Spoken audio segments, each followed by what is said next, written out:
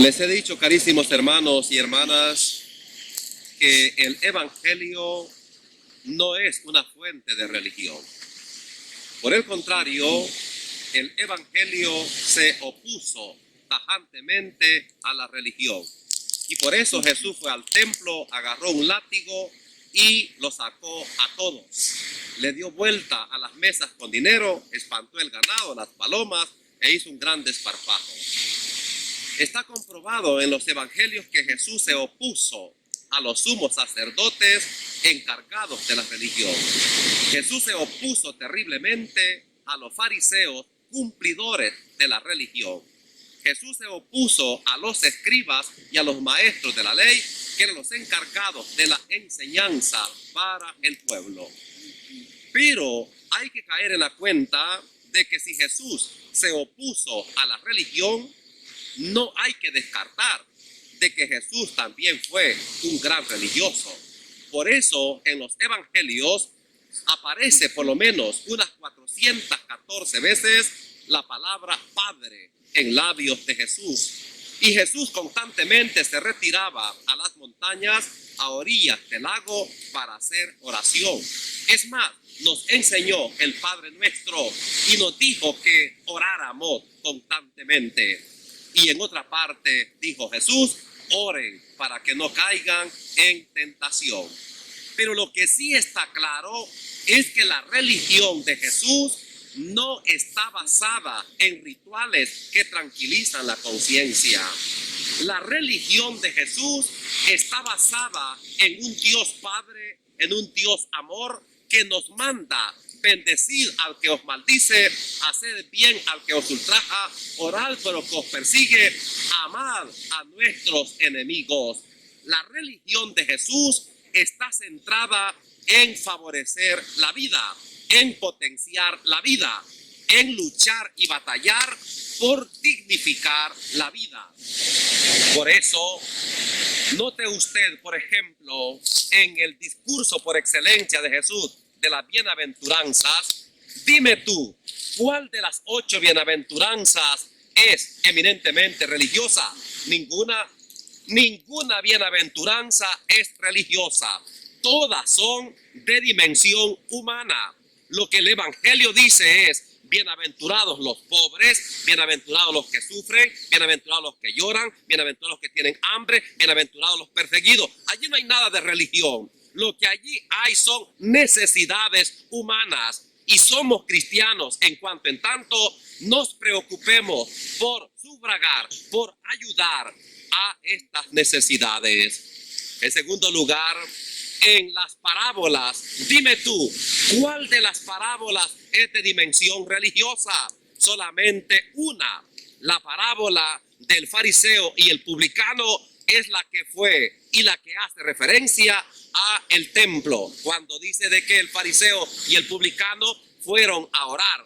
Y resulta que el fariseo decía: te doy gracias, Señor, porque no soy adúltero, porque no soy ladrón, ayuno, doy el diezmo. Pero este no bajó justificado.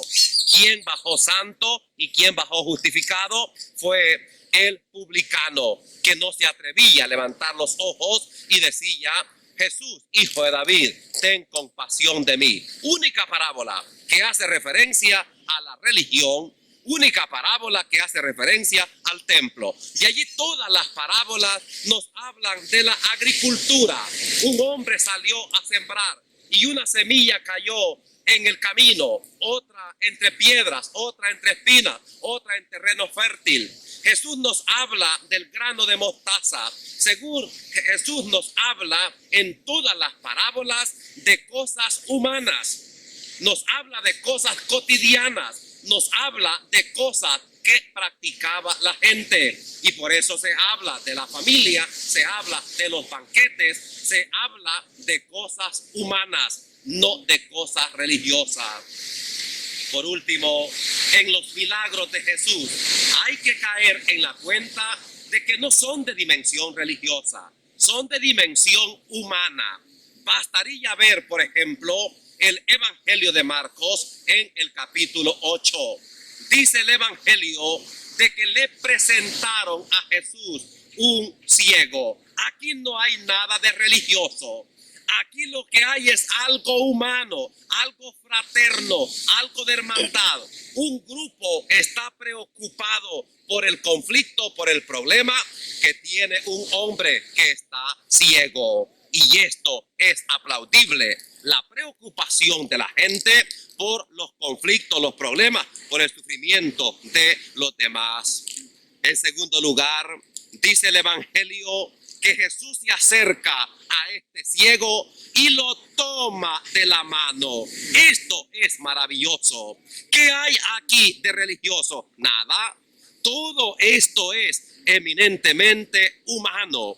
Ese gesto de Jesús de tomar de la mano a este hombre ciego y conducirlo fuera del grupo donde están, esto es maravilloso. Y esto nos enseña a todos y a cada uno de nosotros lo grande, lo importante que es la cuestión humana. Tomarle de la mano nos llega a pensar de que a Jesús no le importaron las leyes, porque este hombre ciego que pensaba de que estaba pagando el pecado de sus abuelos, el pecado de sus papás o algún pecado personal. Y por ser así, era un hombre que se consideraba maldecido de Dios, maldecido de la sociedad, maldecido de la familia y maldecido de la religión. Que Jesús tenga tanto afecto, tanto cariño y lo tome de la mano, tal y cual como también tocó a los leprosos, pasando por encima de la ley. Esto nos viene a decir que la vida, la persona y la dignidad humana está por encima de toda norma.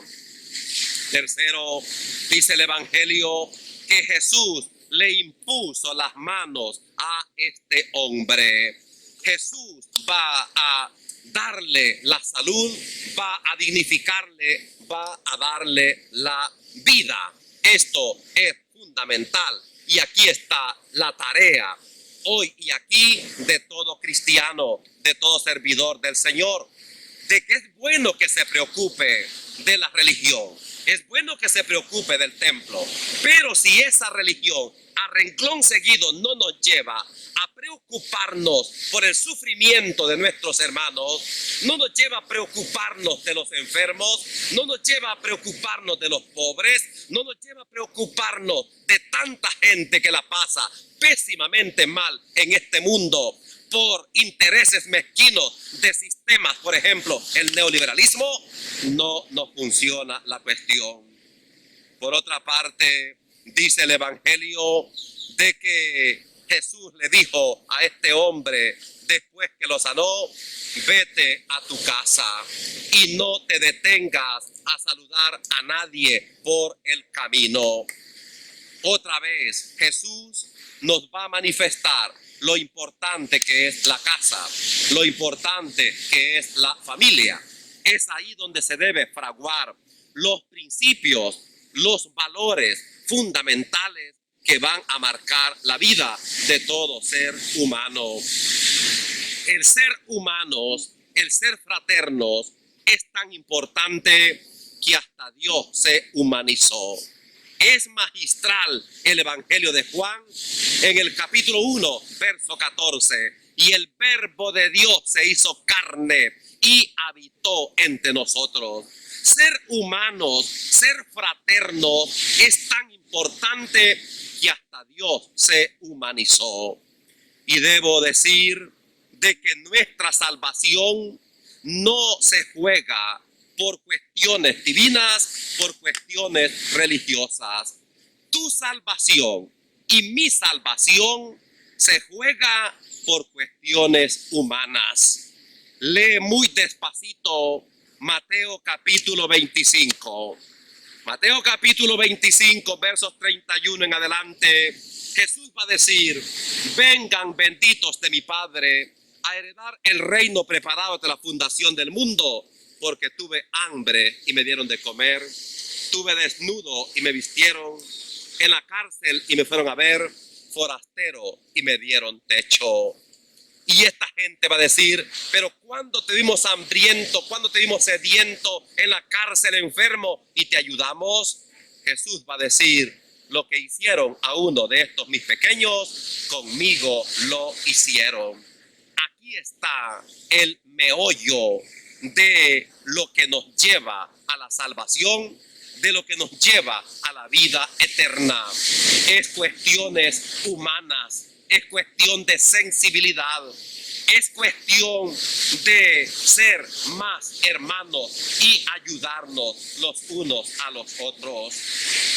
Y esto es lo que marca al hombre y a la mujer. Seguramente has visto aquella preciosa anécdota de aquellos dos amigos que van por el desierto. Y hay un momento en que tienen un conflicto, tienen un problema, y entonces un amigo se enojó tanto y le pegó fuerte en la cara, le golpeó el rostro, y el golpeado escribió en la arena: este día mi amigo me ha golpeado. Pero luego no les quedaba otra alternativa que seguir juntos, avanzar juntos por el desierto. Lo lindo es que después de tanto caminar, se encontraron con una poza muy honda, una poza llena de agua. Y entonces entraron a esa poza a bañarse después de mucho tiempo y se emocionaron tanto, y mire, el diablo se esmera.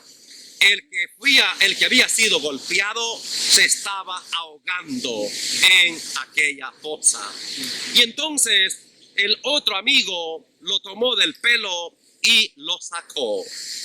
Y entonces este que había sido salvado escribió en piedra, escribió en roca: este día mi amigo me ha salvado.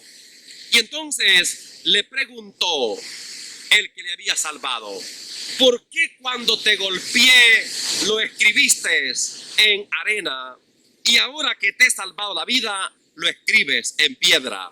Y contesta aquel hombre: escribí en arena que me habías golpeado para que los vientos de la misericordia, en los vientos del perdón, los vientos de la comprensión borraran inmediatamente todo aquello y no anidara en mí ningún rencor, ningún remordimiento. Pero haberme salvado la vida lo escribo en roca para que jamás se olvide y quede grabado en mi mente y en mi corazón. Este mundo, lo que tanto urge y lo que tanto necesita son estos hechos, estos acontecimientos que salvan, estos acontecimientos de ayuda, estos acontecimientos de fraternidad, estos acontecimientos de tender la mano a aquel que sufre. Esto es lo que se escribe en roca, se escribe en piedra para que jamás se olvide.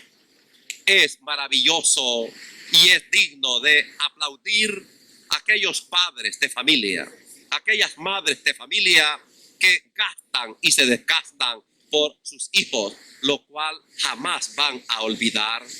Es maravilloso aquellos esposos que luchan y batallan por siempre tender una mano a su esposa, por ayudar a su esposa, y esto es lo que jamás se borra, esto es lo que jamás se olvida. Es maravilloso encontrar aquellos hijos tan humanos, tan fraternos, que no se avergüenzan de sus padres. Por el contrario, están orgullosos de ellos y les tienden una mano cuando le necesitan. Vuelve otra vez a mi mente aquella preciosa anécdota de aquella pobre señora que tenía una gran cicatriz en la cara. Y entonces tenía una hija que se iba a graduar de bachillerato. Y la muchacha no quiso llevar a su madre a la graduación.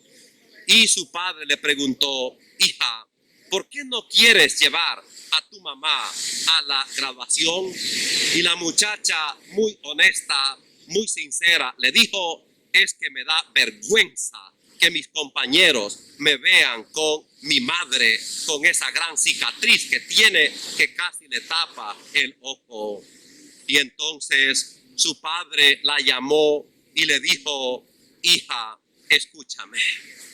Cuando tú estabas chiquita, la casa de paja o de zacate se nos estaba quemando. Y entonces nosotros salimos para liberarnos de las llamas. Pero luego nos dimos cuenta que tú te habías quedado dentro de la casa y que te ibas a quemar, que ibas a morir. Y tu madre arriesga su vida, se viene corriendo y cuando estaba cerca de ti le cayó un pedazo de viga en su cara y desde entonces su cicatriz le ha quedado y le hace fea. Tu madre tiene esa cicatriz horrible por darte la vida, por salvarte, por ayudarte. Aquella hija cayó de rodillas y con lágrimas en los ojos pidió perdón a su madre por no entender, por no comprender por qué su madre tenía esa gran cicatriz. Hay que saber y hay que caer en la cuenta de que a veces nuestros papás se ven todos arrugados, se ven todos feos, porque han gastado y se han desgastado por nosotros los hijos. En esta línea, lo mínimo que podemos hacer es el arte de la gratitud y jamás podríamos pagar a nuestros padres la ternura, el cariño, el amor que nos han regalado. Ave María Purísima. Queridos hermanos y hermanas, por favor, suscríbase a nuestro canal y si no es mucho pedirle, comparta en sus redes sociales y por favor, al suscribirse toque la campanita y domingo a domingo le notificamos un breve mensaje. Que el Señor les bendiga hoy y siempre.